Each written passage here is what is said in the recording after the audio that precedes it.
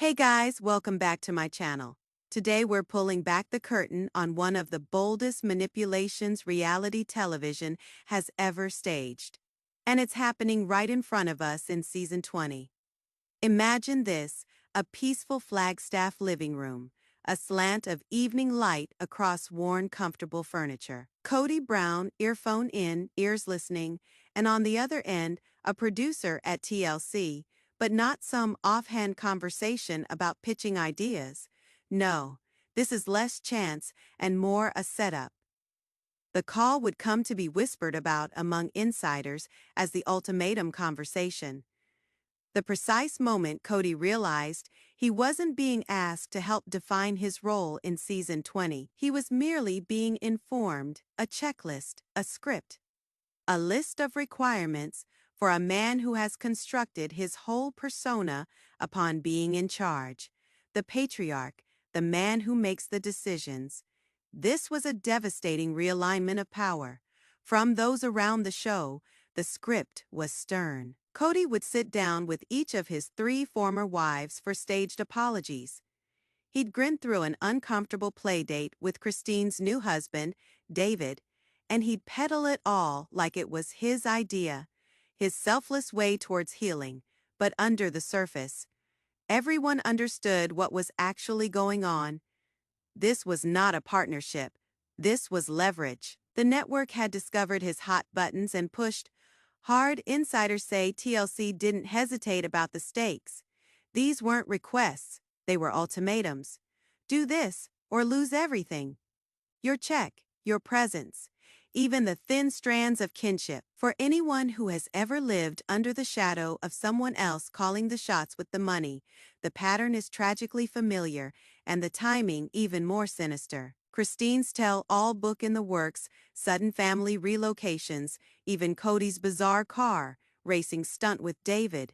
None of it appeared natural once the strings had been revealed to be pulled, but to really see how TLC got this hold on him, you have to trace the money, and that path goes to one sad fact. Kody Brown, the self-proclaimed provider and protector, is trapped by the system he himself constructed. At its center is Coyote Pass, 18 wasted acres of nothing, sold as the forever home to his family. Now a money pit dragging him down. Property tax, debt, no forward motion, no strategy, just cash seeping into the desert sand. And with no other actual income, Kody's reliance on TLC is absolute. The gun holster business, kaput. The jewelry business with Robyn, dead. The lecture circuit about the victory of plural marriage, dried up. TLC's checks are all that remain. They understand the game has changed. Contracts for reality television shows nowadays don't only document your life, they script it. They can penetrate personal lives, veto choices, command moves, all for the sake of storyline continuity. Which is why Kody finds himself in scenes that parodied everything he ever said he believed in. The man who used to brag about leading by faith, answering to God alone, now reads from a producer's manual. And to anyone who has ever lived under fiscal management, this change of heart is all too recognizable. A man denied choice reduced to playing another man's game. The trend couldn't be more obvious. When cash runs the show, even the most zealous beliefs begin to warp. I don't ever want to speak to Kody again. I wanted so desperately to apologize with all of my heart. But here is the reality. When someone else holds the purse strings, it is not just your money they control. They control your decisions. And when your decisions are gone, independence is nothing more than an act, a performance you maintain for the rest of the world. So, what was TLC asking Kody? Exactly. Sources indicate those requests during that now notorious telephone call were far more than anything even hardened reality show veterans are accustomed to. This wasn't the typical producer's ask. Let us tape that line again to make it clearer. Numbered. This was different, deeper, creepy. From sources, Kody was given a list, not of plot lines, not of optional beats, a list of intimate emotional scenes he would be forced to play. Item number 1. Private, sit-down apologies with Maury, Janelle, and Christine. Each apology crafted with scripted specificity. Lines that weren't meant to capture his truth, but to feed audience appetites. Calibrated confessions, tuned to perfection to pull at hearts. And this is where it gets particularly manipulative. Producers didn't introduce these scenes as acting. They introduced them as personal development, healing, family healing only. It all just so happened to require filming. Take that cringeworthy playdate with Christine's new spouse. David, that creepy car ride none of us could sit through without squirming. Behind the scenes, the cast members complained about how many times it was shot and then reshot because Kody couldn't remain in character. Think about being instructed to bond with your ex-wife's new man, to put aside pride, and then to do it over and over until you got it right. That isn't healing. That is humiliation masquerading as plot. Those near the shooting report that Kody performed on cue, but in between shots, he would collapse. He had to take a moment to collect himself after uttering fake apologies and fake tears. This wasn't a man laying his soul bare. This was a man depositing a paycheck while his dignity was being carved away. Take by agonizing take, and the most chilling fact of all, the alleged list of feelings, not only what Kody is to say, but how he is to say it. How long to apologize, how exposed to appear, when to allow his voice to break, even when to weep. It is not scripting words. It is scripting feelings, converting raw human feeling into an equation for ratings. But perhaps the most insidious part is how these guidelines were framed, not as network demands, not as show requirements, but as opportunities for Kody to heal, to grow, to fix his family ties. The unspoken threat hung in the air, refuse, and you're not just saying no to the paycheck, you're saying no to redemption. If you want to grasp why TLC has this kind of control, you must turn back the clock. 20 years ago, reality television was not as complicated. Early in the 2000s, it was simple. Networks paid families like the Browns to allow cameras inside to document their lives with minimal intrusion. Sister Wives started out that way also. Cameras trailed their plural marriage, and audiences saw a family life unconventional but unscripted. But as reality television blew up into a billion-dollar behemoth, the networks were confronted with a new issue. What if real life is boring? What happens if the drama wears off? Or something worse? What if one of the cast members leaves? The risk was too great to be left to chance. And so, contracts changed. Entertainment attorneys began writing what they term lifestyle clauses, deals that granted networks control over personal decisions, where you reside, with whom you date, career options, even how disagreements end. All of it became subject to approval if it impacted the plot gradually. Networks ceased merely recording reality. They began designing it, and Sister Wives is the textbook case. Early seasons provided us with actual moments, genuine fights, dynamic relationship changes, the unvarnished push and pull of plural marriage. But gradually, that changed. Scripted plots took the place of real ones.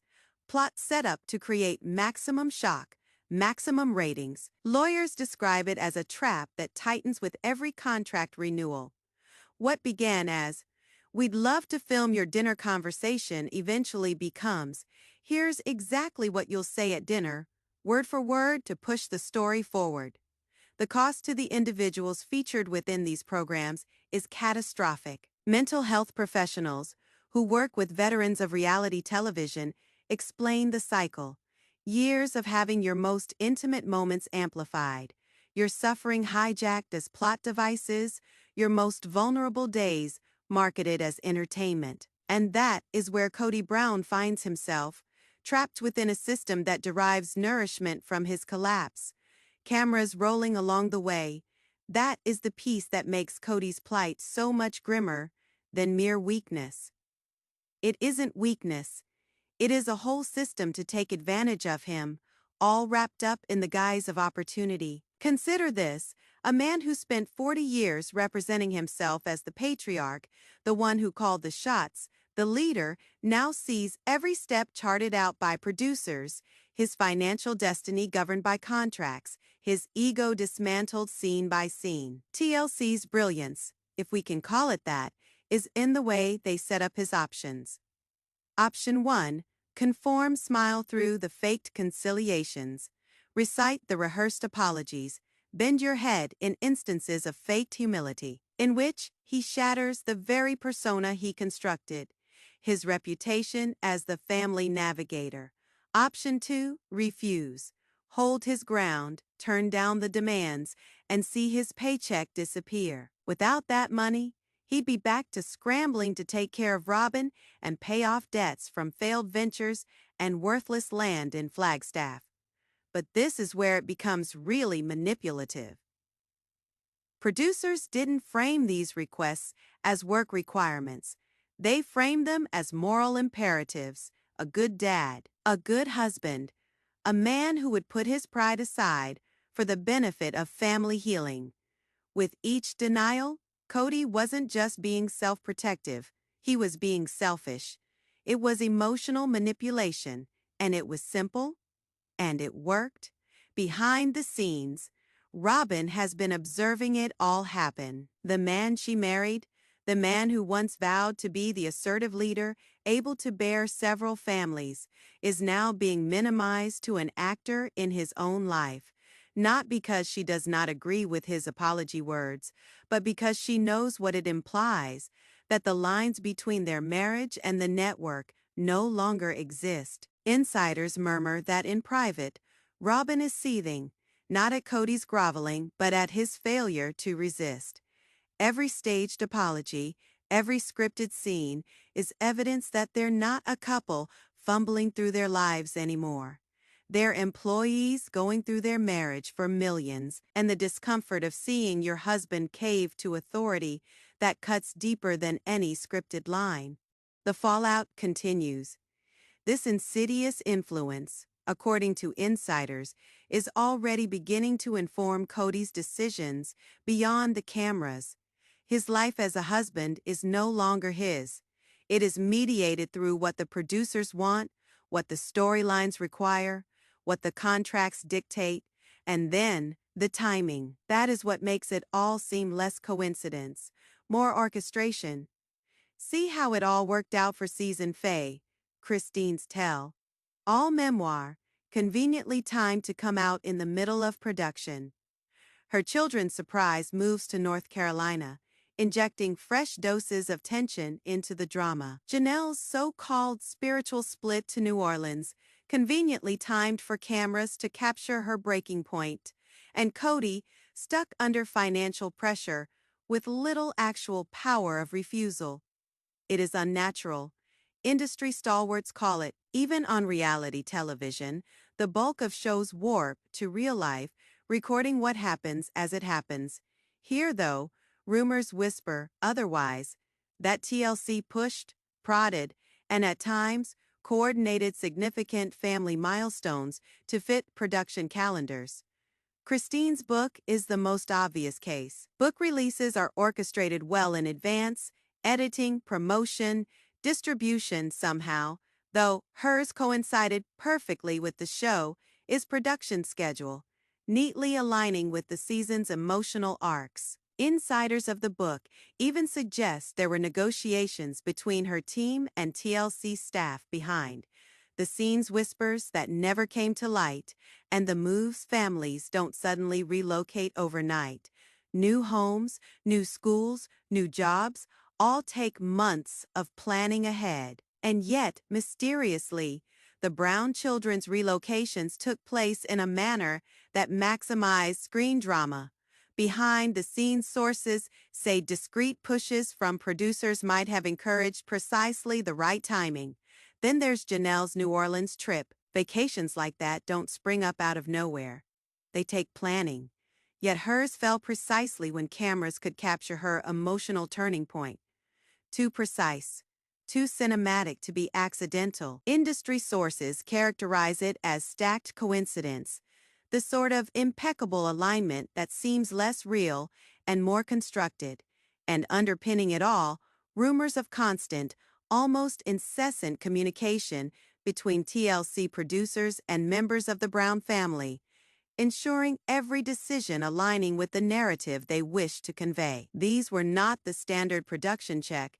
Interns referred to them as feeling checks and story, build sessions, meetings intended to guide family members into controlling their emotions in ways that created more compelling television. And from the cumulative psychological toll, it was eventually impossible to look away when every sob, every argument, every delicate moment becomes material.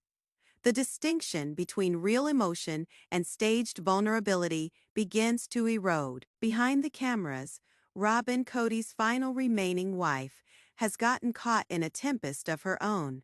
Consider walking into a marriage, thinking you're walking into a home with a robust, resolute leader, only to see that leader shrink beneath the pressure of network pressures, producers telling him how to approach his most intimate relationships, what to say, how to behave, and then those decisions being played out on television for the world to judge.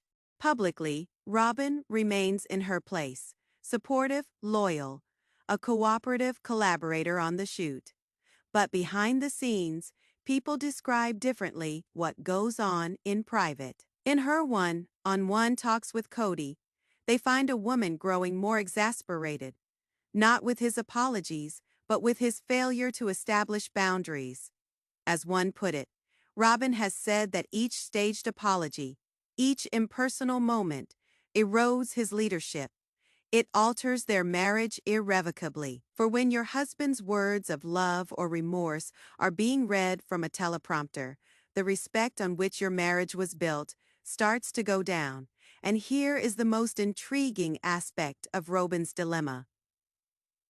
She is conflict between standing behind Kody as he acquiesces to the needs of the network for economic survival and losing her respect for him as the husband she wedded.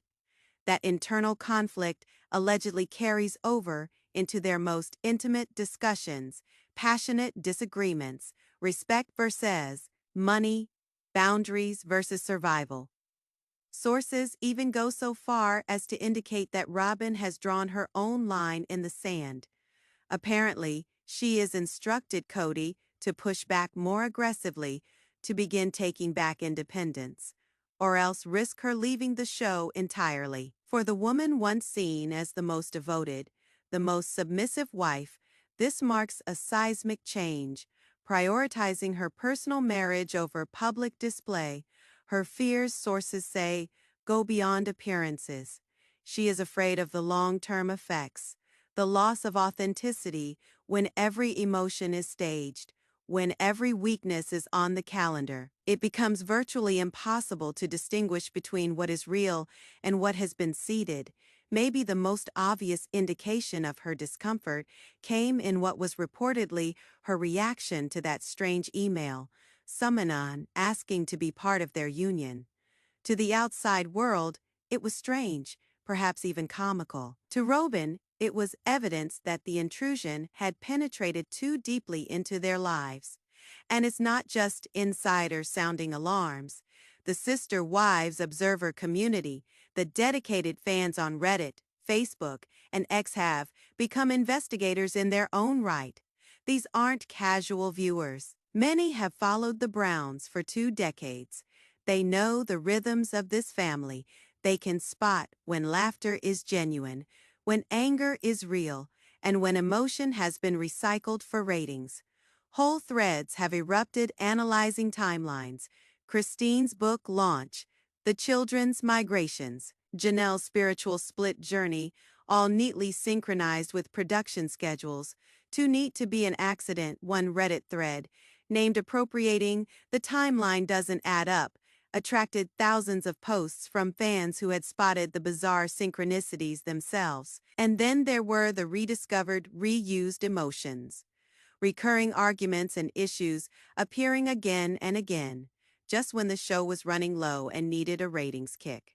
Like TLC had a menu of trusty emotional triggers to dust off whenever the ratings slid, the Facebook groups have become war rooms of research. Fans double-check land records, business filings, even court records against what is on screen.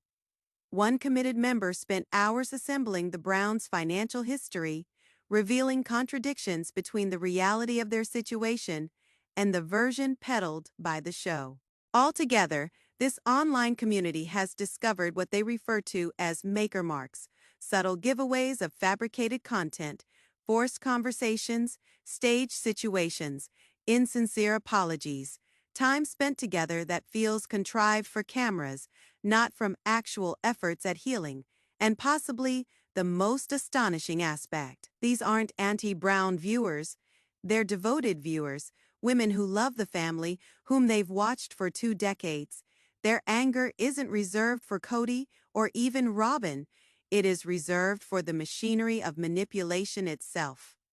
The hashtags tell the tale, fake manipulation and fail it Kodigo, a chant of voices redefining the narrative, not as Kody the bad guy, but as Kody the trapped, a man in a system that benefits off his demise at the expense of taking away every shred of his autonomy.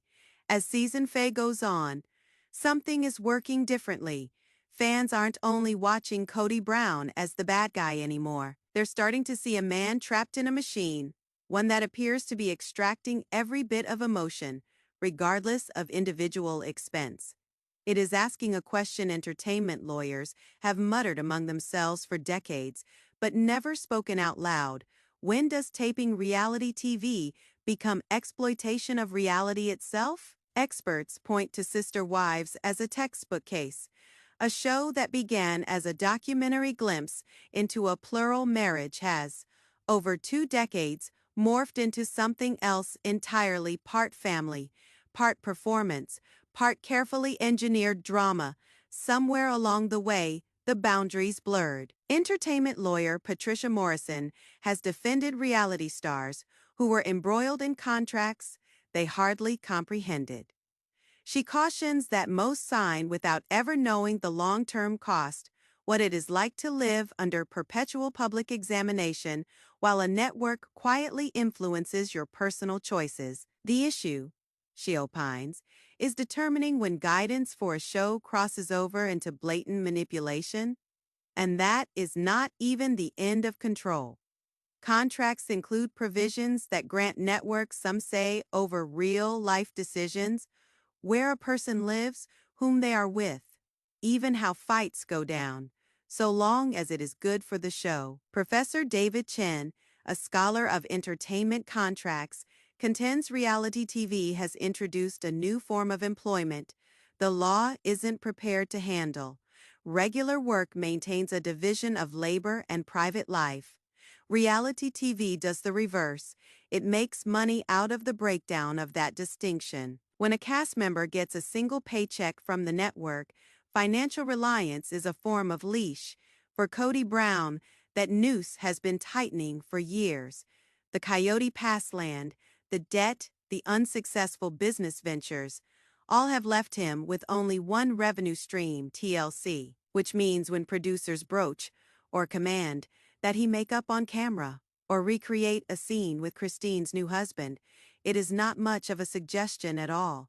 Legal representatives refer to this as the perfect storm. Long-term contracts, public scrutiny, financial reliance, and constant pressure to have larger, more complicated storylines.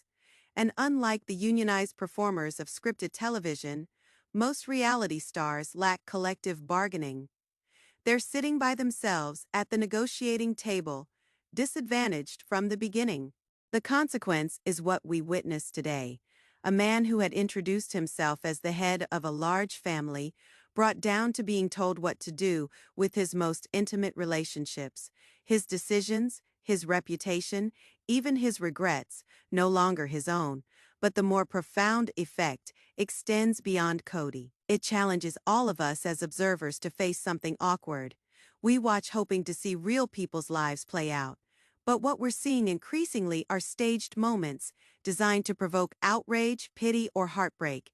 So the question is, when does the paycheck atone for the loss of dignity? And in the case of someone like Kody, who has devoted more than 5 years to this experiment, is there even an exit strategy? Ultimately, Sister Wives Season 5 might be more than another installment of a family drama. It might be a warning, a look behind the curtain at the secret price of a genre that feeds on human weakness. What was originally an opportunity to engage in a way of life has turned into a business model predicated on shattering the very reality it was supposed to present. And perhaps the toughest question of all is for us.